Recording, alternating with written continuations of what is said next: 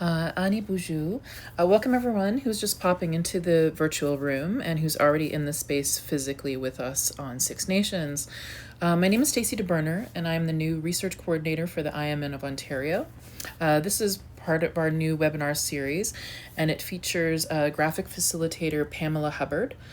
This was the second day of our workshop that we held called the 2026 Summer Institute, which was held on in Chiefswood Park on Six Nations Reserve, July 6th to the 10th.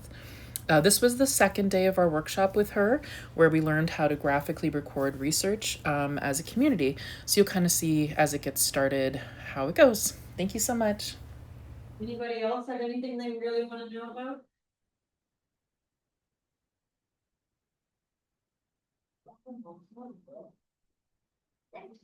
Or does anybody else want to work on a big sheet of paper?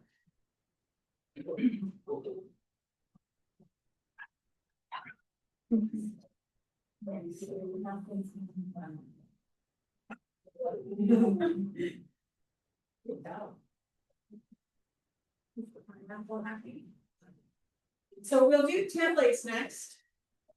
And then we're gonna do charts, information charts. So give you information, or if you have information, and create a chart out of it, a visual chart. And that takes a bit of thinking and drafting and then doing. And it's good to do it on the big sheets, actually, are they? Yes. Okay, ready to start? Yeah. Oops. You started recording. Yeah. So let's talk about templates. What do you use templates for in your either school or your work?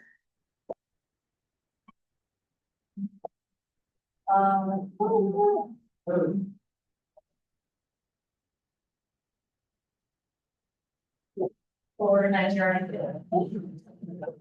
Organize ideas.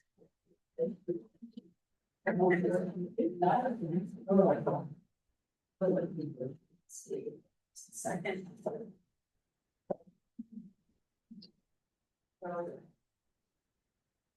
Oh.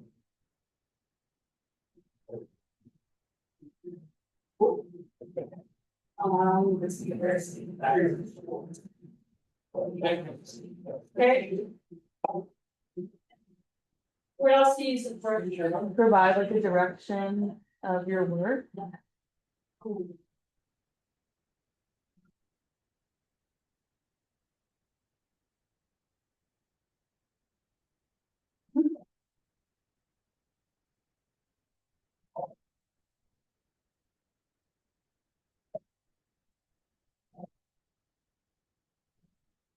I envision like a, I envision like,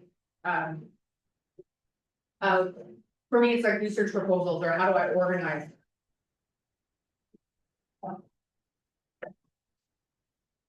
I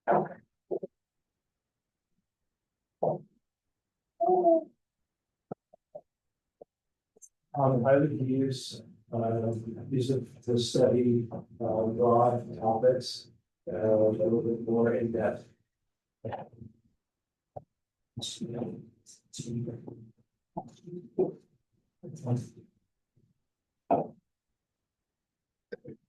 I would use it for consistency, In what? organization or. Um.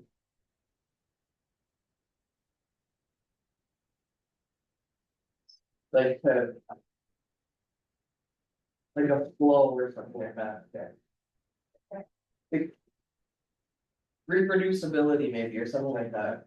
I imagine like, I envision a timeline, if that makes sense, but I get what you're saying, that to make it consistent over. Yeah. Over time, but also in activities. Yeah,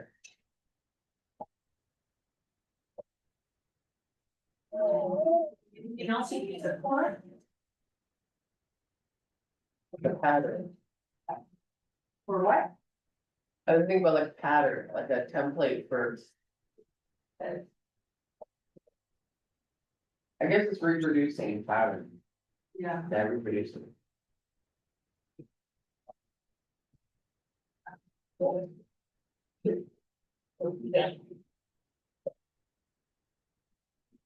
So we often think of them as outlines too, right?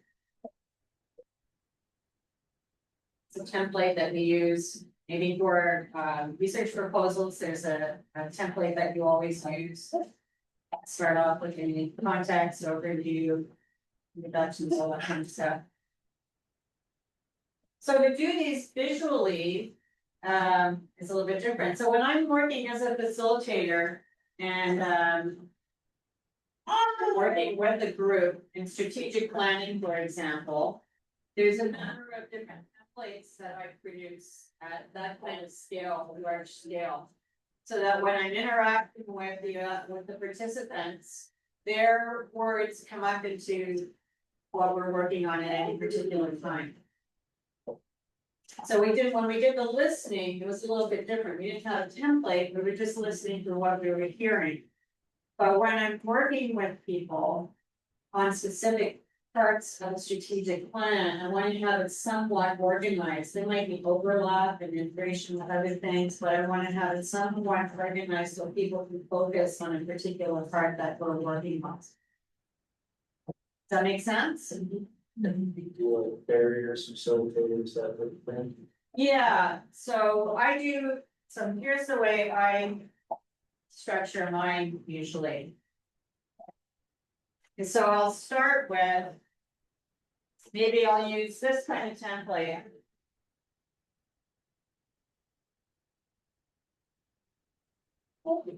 Very simple, what are our values? And depending on who I'm looking with, that might look different. Sometimes values are translated as seven grandfather's teachings. So that might be what people want to use. So the values are what people will want to use to guide their work. And you can make it more specific. So it can be values in general, or it might be values that guide the specific organization or community. So you can get much more specific about it, because this should be kind of what you go back and evaluate your work on. Every time something comes up that you are invited to work on, you go, does it meet our values? If it doesn't, we need to rethink it. So they're really important, and you can create a template for them and use your own visuals, your own images and icons that they're going to be looking for. So the next thing I might do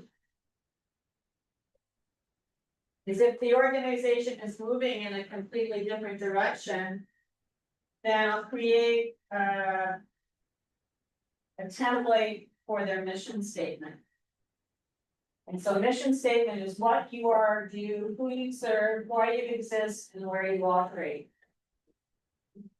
And so that tells people that what you're doing now, what your mission is now. It's not the future, it's not where you want to be, it's what you want your mission to be. You're doing.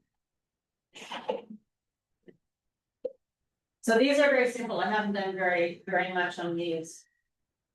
And then what I might do is say, what's your history? And create a template for documenting their history. So in the past, I've used what's happened. They go back as far as they want to. Some go back to polarization. We say, what were the big community influences, successes, decisions, whatever.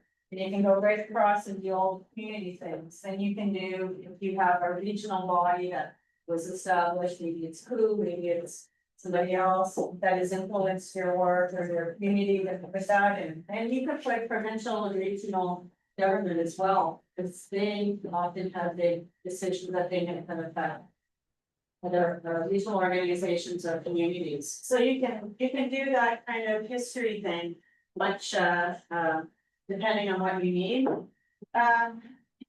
My first job in this area was working with Ruby Jacobs on, were you guys around when they did the health feature search? What year was that? I think it was, 4 and 5? yeah, something like that. It was quite a while ago. And current future search is looking at the history of the community or the topic or whatever. And we didn't use linear template like this, we used a circular one. So it really depends on where you're coming from, how you want to approach that. And then I've done this in a few different ways. I do something called, here. What's the current landscape?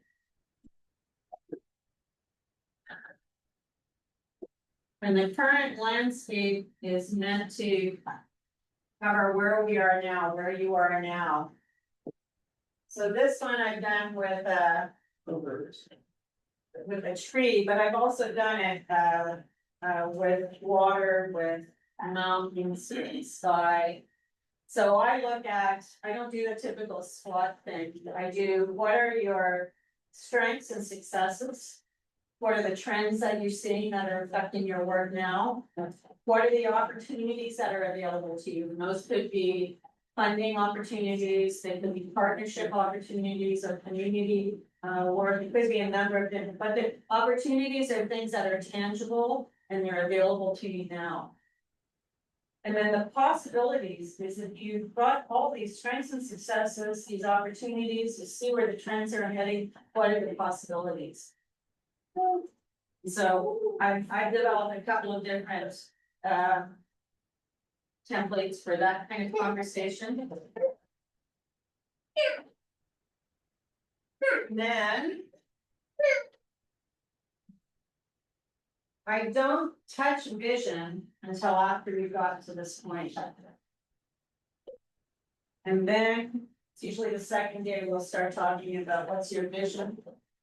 And then the vision can be have different components of it. And then from that vision, we say, well, what are the goals that will get us to the vision? And we look at identifying specific goals. And then once we have the goals, we have a conversation on how do those goals get you to the vision? So I developed this template. The goal, what does it mean? We need to understand and clarify what it is so that everybody has a shared understanding. What are we doing now to support this goal? Because we're usually not starting from nothing. So recognize what's been started. What does success look like? What actions can you take to get you to success? And then who needs to be involved? And you can even divide that up into who should be leading, who should be partnering, who should be taking action with us, and so on. You can get more detailed about that. So those are the templates that I use in strategic planning. And it varies from project to project.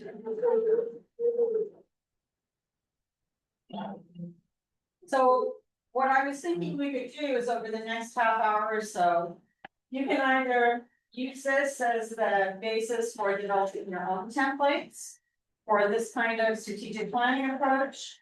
Or if you have your own ideas about what you'd like to develop templates for, you can take that time and you can develop those templates visually.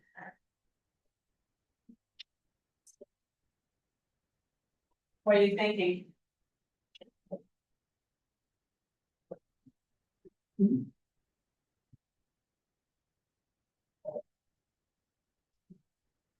What would you like to do? Use these ones? Use your own? Use those ones? Say that. Say it. No, it's fine. I'll do whatever. You can do whatever, like, everybody can do things differently if they want. If you have your own things that you want to develop a template for, take some time to think about that. Can I ask a question about these things? How do you decide where they're gonna go? Like if we were doing this on a giant, on that page up there. How do you lay that out so people can see it? Like, is this the model that you use to put in different spots on the page? Sometimes, this is more than one page. Right. So this is often at least half a page, depending on the group. If it's a large group, it might be a whole page. And this, probably a half a page. This is a whole page. I can show you examples of ones I've done this way, of all of these actually. And the current landscape, what I use, and all of these. So current landscape is always one page. Vision and goals. Sometimes vision is on its own. If it's a big group again, and they have big ideas. Sometimes I do vision in the middle and put goals in when we get those done. And then these are separate pages for each goal, and they're like half of one of those sheets of paper. And then I've got groups working on them and rotating and having full discussions on. Is there anyone who has like an idea or a concept that they'd like to see in big like this? That is willing to share or ask the questions to be able to work through one of them together? I can't think of any idea. That's what my issue is, and I can't think of what I would want to discuss. So it doesn't have to be a specific project. But it could be a type of project where you've got to do this. Have you ever done one for like, genealogy or tracing family trees? Kind of.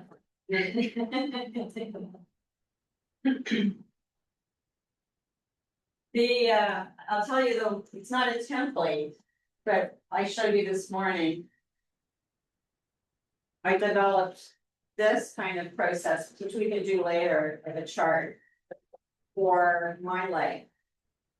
Up until 2009, so it was all places I've lived, all the jobs I had, all of my interests as a child.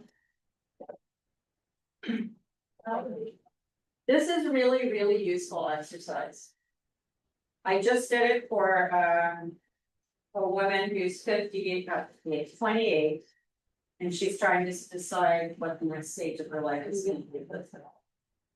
She's right now on a lamb farm in the Western Highlands of Scotland. And she's trained as an art historian. So that would be a positionality project, right? Where have we come from? How do we know where we are? Yeah, that's kind of what we do here too. Okay, as an organization, where have we come from? What are the big things that have influenced us, and where are we now?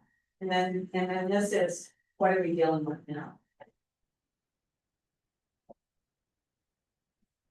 I like that one. I like this one too. This one? Yeah. So do you want to do your own? Okay. Sure. Beautiful. So I would suggest taking a sheet of the big paper, the flip chart paper, and then sketching it out in pencil maybe, to figure out what you want to put on it, and then taking the time to mark it in. You might want to move things around and you might forget things and Forget things, yes. Definitely. all right, okay.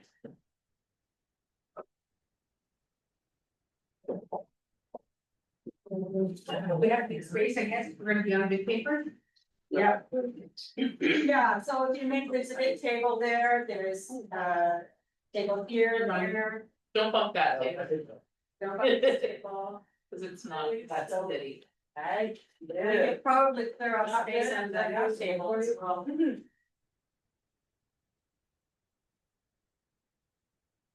And there's some Mr. Sketch markers around. You're welcome to use any of my markers. This is your dance. There's floor space too. These big markers are beautiful to use. I'm not getting on the floor, but other what? They're markers. Ooh, so they make like big swaths of. Yeah. Yeah, and So this one. So sweeping a little bit, I got lots of leaf. This one is more narrow. They kind of hold very fun. I would have just swoops on everything. Yeah, pretty nice sign. This is what I did. This little splotch represents that. It's just a big wavy line. That's all.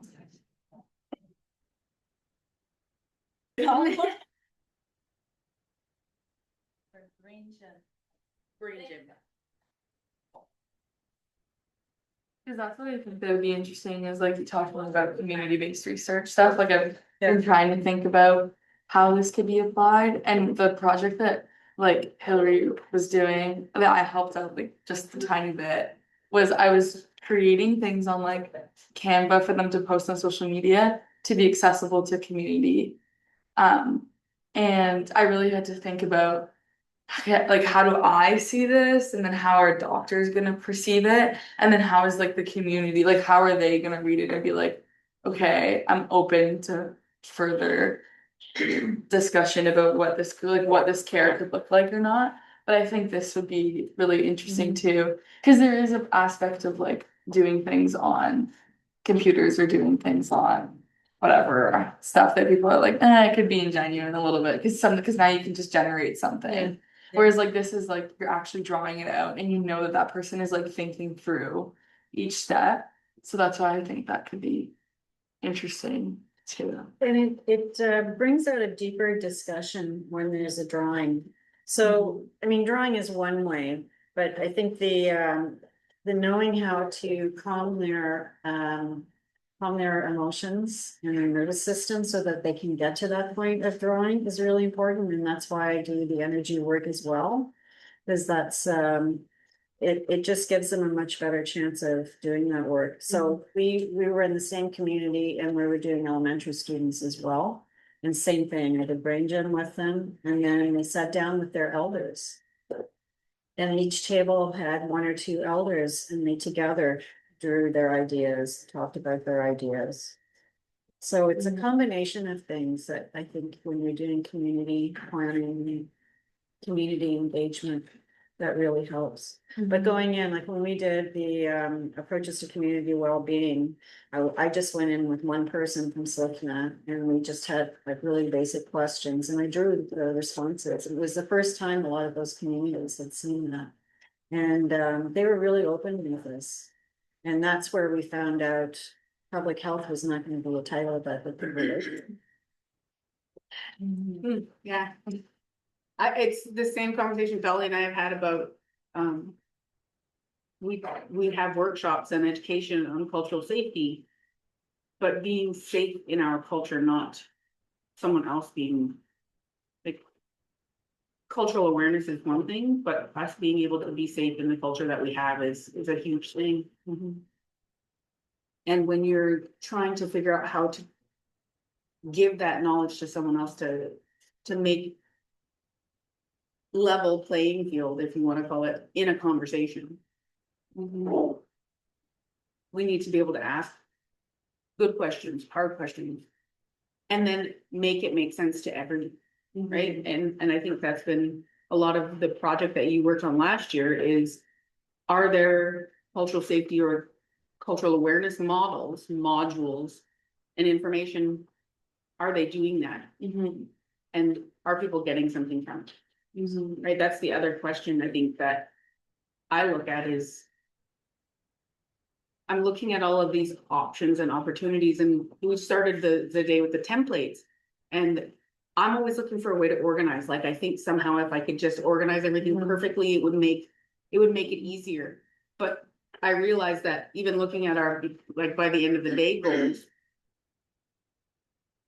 if you're looking at broad topics, if you're looking at research proposals, if you're looking at the timeline of things, for some people, the pattern is completely different no matter what, right? Like, you have to find that something that fits for you. And community work is gonna have to be that every single time you engage. And it's one of the reasons why I urge students when they start, I'm like, this is not a part-time thing, this is not a slow-moving thing.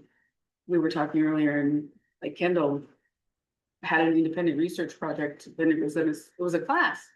And that actually is what led to her job, which led to her, master's project, which now led to her PhD work that's coming. And part of this is the investment, right? You bring in a skill to give them something that they're going to use for the long, even if it's just the understanding. It might not be the actual physical art, but it might be.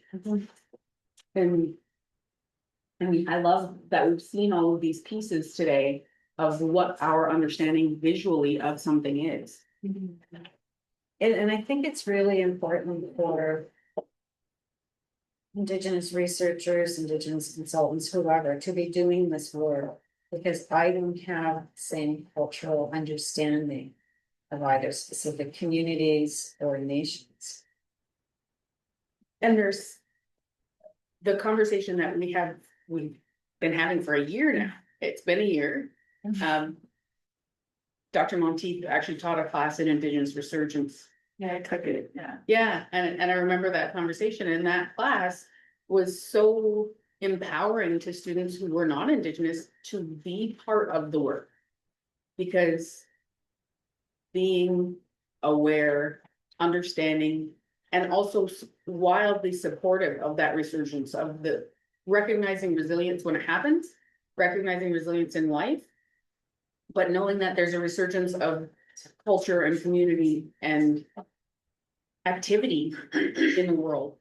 And yes, it sometimes lives in research, but it also lives in health and well-being and health promotion and public health activities and so many of the things that we think about that are just part of everyday life, and everyone has an opportunity, and I won't say responsibility because each person chooses that, but we all have an opportunity to be part of that in relationship with Indigenous people and their knowledge and their way of knowing the world. And it's, for some people, and I have worked with different scholars, it is a lifelong journey of relationship building. First time I listened to the Rare Collective has a series, and it's people working on food sovereignty movements. And there's an interview that was done with Martha Stegman and Sherry Pickthrow, and she's at Dalhousie. And the conversation then just struck me forever, where she said, I knew when I started the work that I didn't want to go anywhere, and I was building a relationship for the long haul, and I believed in that.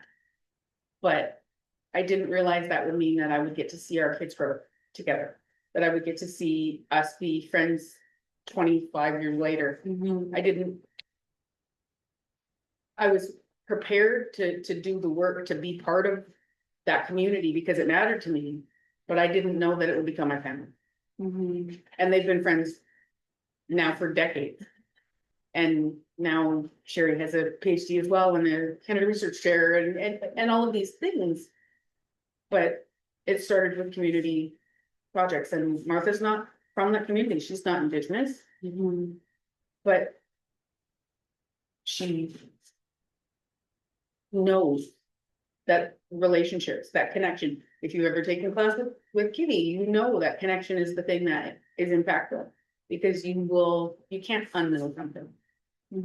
Once it's there in you, it's always there. And I think Dr. Monteith had made a real good example of that when she taught the resurgence class.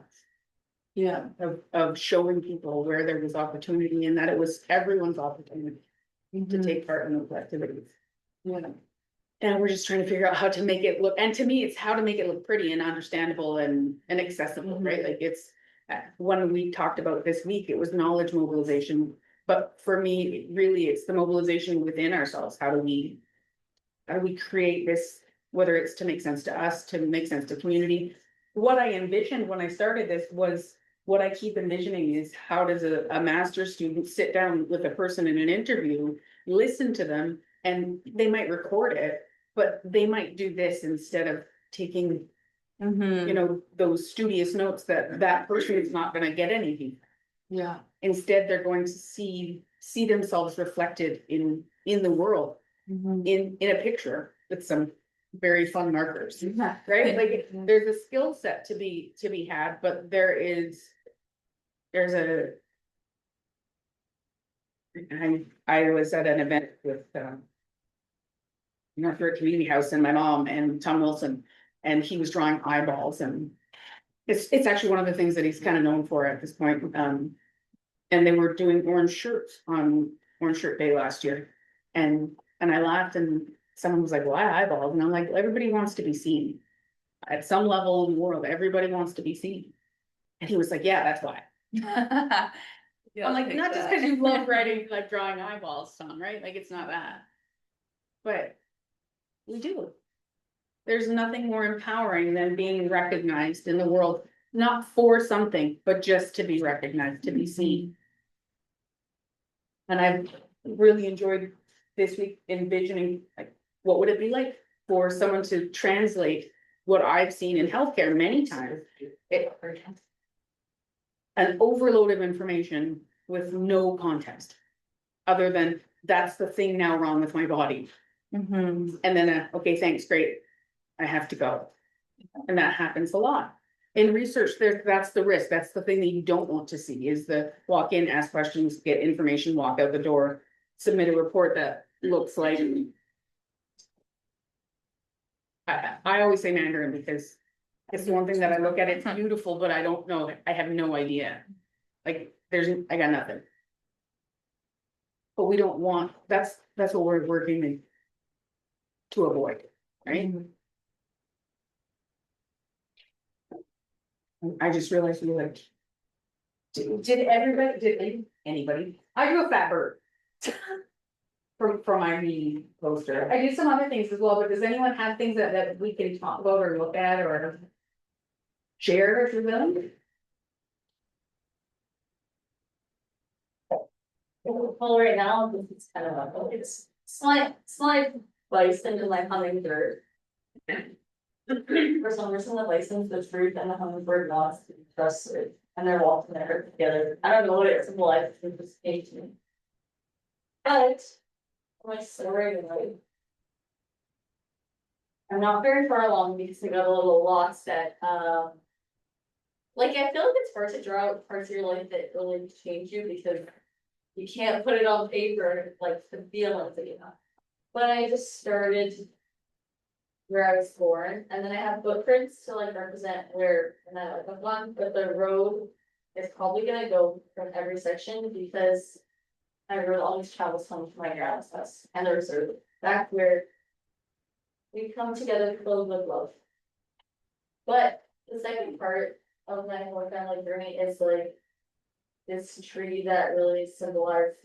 It was like the first time that the land gave me comfort and love, but I've only come to realize that it really impacted me in my own journey and my own commitment to like help keep the lands for the next generations and for ourselves. When I started doing my positionality a while ago, and now I'm like, oh my gosh, my tree. Love that tree. Anyways, that's all that I have to say. See all that, like it makes them all. That is true. It's literally a lifetime. That is true, but I'm only at age 6. He says it. But it's still happy, that is because I can do more activity. And also, I think it's important to remember and think about the context of things, right? Like I drew a map on mine. And that map lives in my brain from when 9/11 happened. And I look at students now, I'm like, were you born? They were like, I mean, it happens every year, but you're talking, I'm like, Oh, no. and it's important to remember that the more years of experience and life things. I've had others. My childhood was very formative, there's a lot of reasons why, but my map will look different than yours because I have more time in it, right? Just needs more flip chart. And it's funny that you can just, like, I could make a map of my life and it'll look different every single time. There's so many things that you want to put on paper. Absolutely. Between United and I, there's a 12-year difference. And the way she puts it, she's just so vain, it was so good. More lives. We just done so much in that 12 years though, I think. And then I like have to go back and move on myself and I've been like. Be proud of yourself. But I just, yeah. So. We should just go one way back. And she definitely has a way of making you feel like it was a long time. She did the same thing to me last night. She was like, you've lived so many things. Yeah. I don't think I've ever done anything in comparison. I'm like, well, I think it might be the double your age thing. Yeah, you're said time to get a stupid man. Oh. Yeah, the minute that you're in the 1900s, which is now my favorite thing ever. I was a mid to late 1900s. Because same thing. If you say when you were born and then I think, okay, well, that was more than a decade after me. And she's like, whoa, dude, you've lived so much. Yeah. I'm like, just imagine anyone else. And, but we all have this context as well of how our connection to someone else's time is different, right? I see people engaging with my mom, for example, and she has 20 extra years on me. So she literally has my whole lifetime to have had a completely different life. That's so beautiful. And now we're trying to cipher it down into, you know, this much of a what affected me. We do that all the time. You do that in healthcare, you do that in research, you do that in school. I have a vast body of knowledge and I need a 6-page paper. Right? I need to interact with a client and I'm going to get 6 minutes of their time and I need 48 years of history. This is the example, right?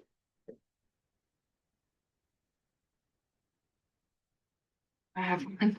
Let me see. So it's not really a map at all. It's a ladybug in the middle of a bunch of, but I was kind of thinking the same thing. Like I was like trying to figure out where to start. And then I was like, I feel like more than anything, I was like the same where I like remember certain like feelings or like emotions in certain time periods. So I like went through my phone and like figured out like important like dates or like times in my life. So I like tried to put them in places where I feel like I kind of like made colors certain feelings or like whatever. And then I like would put dates over where I feel like they overlapped or like where they were like really far apart from each other. But yeah, I've always really liked ladybugs too. So that's why I put that one there. But yeah, so kind of different. Yeah. But it's a map and you have the key, Mm-hmm. right? Mm-hmm. And that's the part that matters because you know what each color means, you know what each time means, you know what each date is for. There's default of it in your map. Yeah. You have to, and we talk about that, right? Like, what is knowledge to us is knowledge. Mhm. It's our lived experience. And that is your lived experience. You could explain it to someone if you want to, but you don't have to for it to be meaningful. And that's our knowledge all over. Also ladybugs. Well, let's talk about that. Anybody else? Okay, I kind of focus on a lot of positive things, but I had a lot of early childhood and I kind of was like a kindergartner, well, was in the middle, so I was like, move on to what I do now and go back. But, I found it like kind of a similar topic, how do you describe like something that was so like transformative or feeling, like, I feel a lot of positive, but you know, a lot of that might have changed me for the better. But it's like, how do you represent that? So I found that kind of like difficult kind of thing to me about that. That's where we go back to that book that we were looking at earlier today, where certain symbols have different meanings, right? What is the thing that's gonna mean transformation to us? Yeah. What is the thing that's gonna mean movement? What is growth? Right? Is it a seedling that means you grew some? Is it a, you know, is it a tornado that was like a twister came through and tore up the whole world? Or is it, you know, a rainbow because everything settled down and it turned out to be really beautiful? But all of those things are possible for us. Yeah. And you guys have met my mom, she believes in the positivity in the world and the hope and opportunity that we have. And so I was raised to see those things. I don't think that lessons are, they don't ever stop, right? The lesson of a hard activity a long time ago doesn't mean it didn't happen if you learn something good from it. But it doesn't mean that it wasn't hard at the time either, right? We have to give credence to the things that are true. But a year from now, that thing might only be good for you. You might only want to take that piece of it and make it a rainbow and not a tornado. That's very true. My mom actually and my grandma are both very similar, like there's always a silver line of everything, or it's like. We'll have to tell the tale, I don't know, everything is always like a plot, it turns okay, or it's like, oh, you were late to something, oh, no worries, hopefully, like, maybe you would have gone into a car crash on your way there, like, it is. Right, and it's empowering to look at positive, and I like that symbolism, like, tornado or seedling. We don't always know, right? We want to, I mean, any researcher that I've ever known, that we want the answer, we want it to be clean, we want it to be purposeful, we want it to be useful. To ourselves, to the community, to someone, right? But sometimes we also have to let go of the idea that we get to know whether or not it is. Is that thing that we did, that conversation that we had, that was just in passing, that was just a thing. To us wasn't a thing, but to that person might have been completely transformative. I accidentally have definitely caused tornadoes for people. If you've been in ISS and you know Megan, you know that to be true. But she's good about coming back and being like, you tornadoed up everything. But she comes back and she says, that was 3 weeks, I'll never get that. But we don't always get that opportunity to be like, hey, you changed my life for the better. It was hard in that moment, or it was amazing in that moment, and then you were gone. I have had friends in my life that I loved every moment of being with them, and it was so positive. And then they were gone. But that doesn't mean that they should have stayed. It just means that I got to experience that amazing thing. Right? I think every person, and maybe this is me just a supposition, I think that is true of every pet. Right? People very rarely with foster, I know might be the exception. They experiences the value of a good dog. Right? You only ever live in the joy of it, even when they're, you know, sassy and misbehaved. There's still all of those pieces to it. It's always, you will remember the good parts here. You take gratitude, and then that was the thing that Rob started our week with, was the gratitude every day in creation. Right, we have. That's our job, that is our one thing. So if what we take is the silver lining, you just not even sure, because it's there.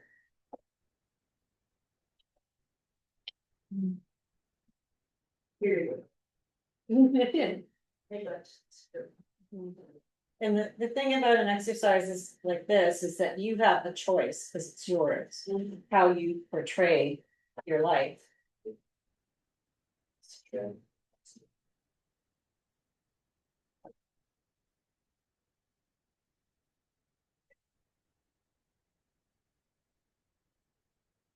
also interesting, sometimes you get yourself like wound up and think like, oh, I wish I knew this, like when you deal with the situation, but then you look at your timeline and you're like, wait, I was actually just this little seed over here at step number 2, how could I have known how to deal with it better at step number 8 if I, like, that's, you know. A good exercise, I like it. We have any last questions, thoughts, ideas about for me, it's technical skill, right? Like, is there something that you thought that you might be able to take? Cause I've asked as many questions in as many ways as I could about how this works, and now true to my own form, I'm gonna go and read about it. And buy the books to see the pictures, cause I'm happy to copy a stick figure, but do you guys have any other questions where you're like, I really want to know more about how that thing plays out?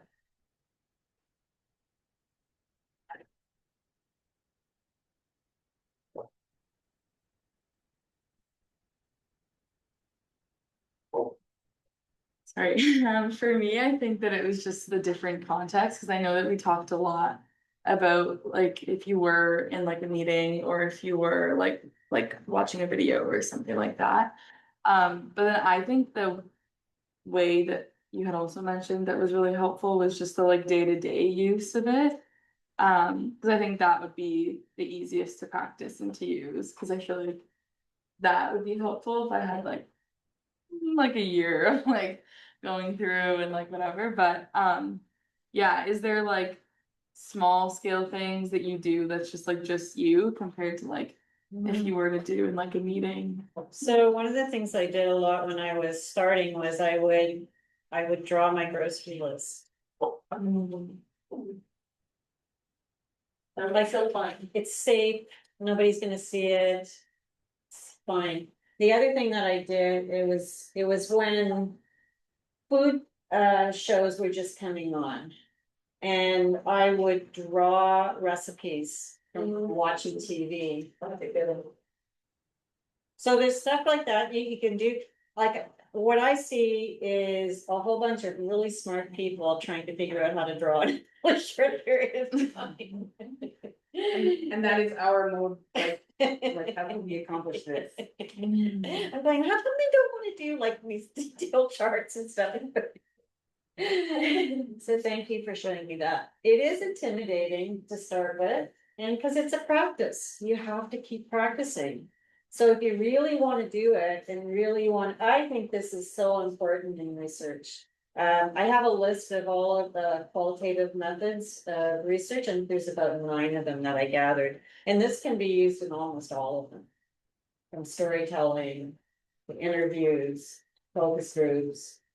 You can use them all, and in my experience, you get much more back if you can use templates. Like I use those templates along with the tree and the medicine wheel. Not a lot of drawing on them, but it really is helpful somehow for people to contribute easily. Whereas before they might sit and not say.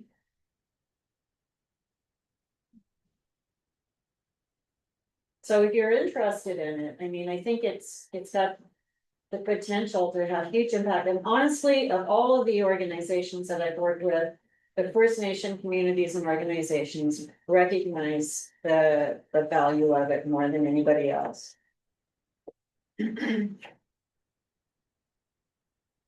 But there are very few people doing graphic facilitation. They're doing graphic recording, but they're not doing graphic facilitation. And that's what I would really love to see expanded. Yeah, definitely think like facility, especially with facilitation, would be. Go to putting into the like push teachers to do that. Obviously, all the universities as well, but I feel like when I was a kid, it was just a lot of like. Not a lot, but. Repetition, right? Yeah. But if you're out in communities doing community engagement work or community research, it's one of, I think, the fastest ways of building credibility and trust.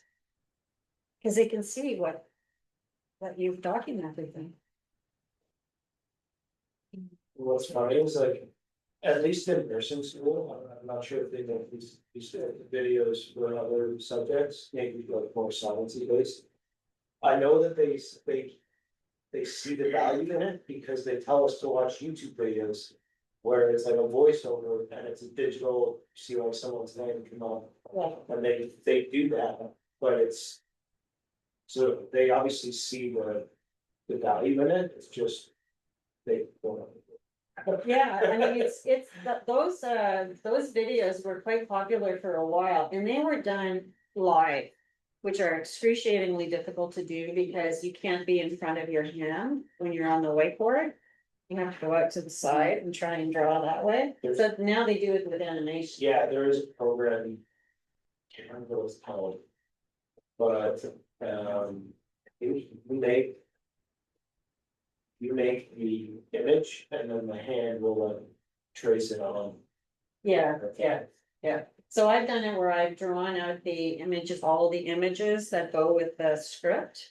And then the animator takes that and does whatever needs to be done and can change colors and everything.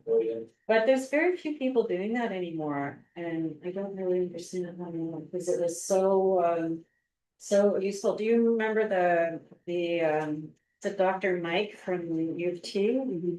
He did several of them with a colleague of mine who's really amazing. Yeah.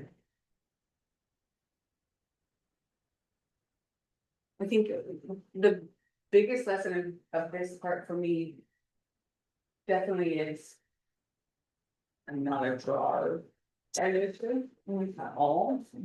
But also I realize that I have loved seeing how people think in pictures, right? What is the way that you represent, because a part of us is always gonna be present in that. And that's one of the things that I think is the most interesting is when we're doing this, if we're drawing for someone else, would we do the same thing? Would we stop and be mindful? Would we ask different questions? If I'm gonna draw something for Dolly, I'm gonna stop and be like, does this make sense to you? Am I on the right track? And that's everything about what we really need to be doing, right? Like, that's the whole thing is. Maybe it's almost, and maybe it will be easier, if it's a muscle that I need to actually work. It's that practice, the consistent practice of thinking first. Does this fit you? Is this right? Is this image, does it resonate? Do you see it? Does it make sense? And then but also, is it accurate? Well, you'll get immediate validation or not. It happens quick, right? Like, Yeah. you will instantly know if you're on the right track or not. Yeah, and you give people that permission to do that, like right at the beginning, I say, if I get it wrong, tell me. Cause they tend to think when you're working like that, oh, we can't make any changes, but you can. The first thing that a couple of people ask me is, how does she fix the mistake? Like sticker. It's the ultimate whiteout.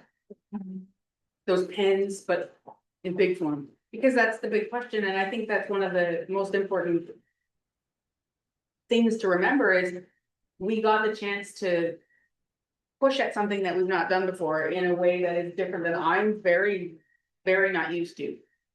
But I also think that it's okay. And I got really good at it. It's okay to be wrong.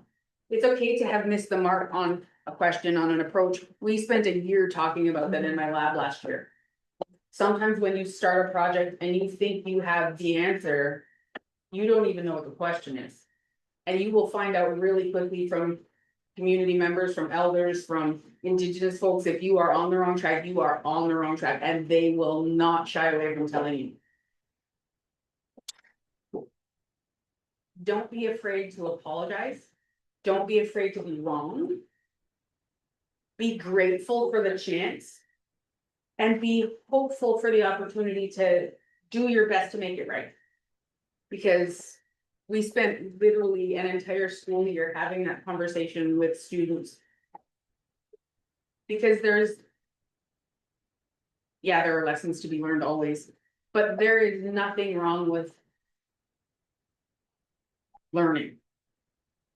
And I have given public talks and I tee about it now, and I probably shouldn't tell people, but one of the very first talks that I gave by sheer accident, doing a favor for someone, they asked me, how do I engage in community work? Like, what do I do? And I'm like, make friends and don't be a jerk. And it was such a knee-jerk response, and I had just graduated from my master's, I hadn't started my doctoral program yet. And I was like, now I look back, I'm like, well, I'm doing it again. I should stop telling this story because it just sounds so correct. I didn't mean it to be flippant, I wasn't being disrespectful in that moment. I wanted him, and the person I was speaking to thanked me, it was the right thing to say to him, it made sense to him. So I wasn't being out of turn or disrespectful, but I said, just think for a moment, the people you're talking to are people. That's it, there's no wrong in that, if they take it badly. Show up with respect. That's the best thing that we can do, and now I wanna try and do that, but with images and art and something that might resonate better than like a, you know. I don't wanna write a 20-page report about what's going well in your community or what we could be fixing. I wanna find a way for you to figure out how you can make it different. I don't do community work, we grew food. There's something about the ability to do that really means something to people, and when you're willing to be part of that work, the actual labor, that's the biggest piece, right? Like, and I'm looking at Sloan because when you work in an environment field, everybody talks about climate change and environment and sustainability, but very rarely do they say, can we go out and like do something about it? Or like, what are the systemic changes we need? Well, yeah, we need to change systemic things. But we also need to feel like we can do something. There's empowerment in action. And doing sometimes actually feels the best. Sometimes being willing to do something is enough for communities too. I'm willing to help if there's something that you can ask me to help with. And I think Dr. Monteith really talked about that a lot in the resurgence class too, was being present in the community that you're part of. Because it's not like, well, I'm not part of this community because I don't live here. I showed up, I'm asking to be part of it, I will be part of it. And that's everything that I hope for. Do you have any other questions, comments, thoughts? Just drawings? I was listening to everything. Same. Any thoughts, Steph? I agree with everything that Adrian said. When I quit my job, the thing that hurt me the most was leaving my service to my community. Like,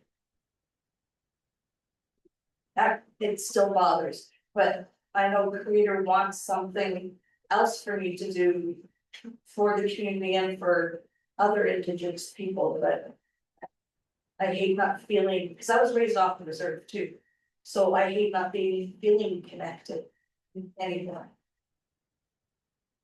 I think one of the hardest lessons in the last, several years has been making sure that I understand that if you feel called to do something more, you are already in service to your community.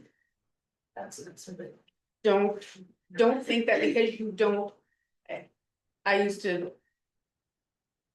grow food, right? I didn't ever actually grow food myself. I organized a bunch of people to grow food. I organized a bunch of people to learn. I organized a bunch of people. I didn't ever actually do the thing, but I felt like I was leaving that when I didn't do that role anymore. What happened? You find a way to do something because you are always doing it in pursuit of serving your community, of being thankful and grateful, of being part of creation to the best of your ability in the place that matters to you the most. You are still doing that, just not in the place you thought was the one that was the thing you were good at. Because it might be different, because it might be uncomfortable, because it might be hard and new, doesn't mean it's not service to your community. Everything we do is service to our community. Everything. Yeah. That will never go away. I mean, unless you win like $1 billion, go buy an island and never come back. In which case, invite me and I will also never do anything for my community again. We aren't those people. We're not designed that way. We're not built that way. We don't think that way.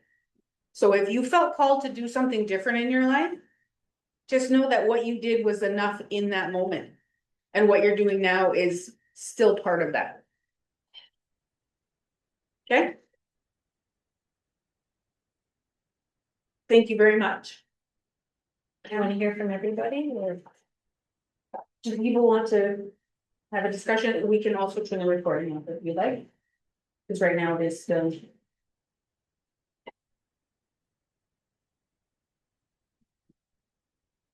You guys are heavy talkers. I think the owl. I'm just kidding, but not. But. Well, I actually don't feel like I have anything to say, but the owl's just kind of spooking me out. We're gonna thank you very much for joining us, first formally, and also, I'm probably gonna take pictures of all of this stuff, because it's the thing that helps that part of it. But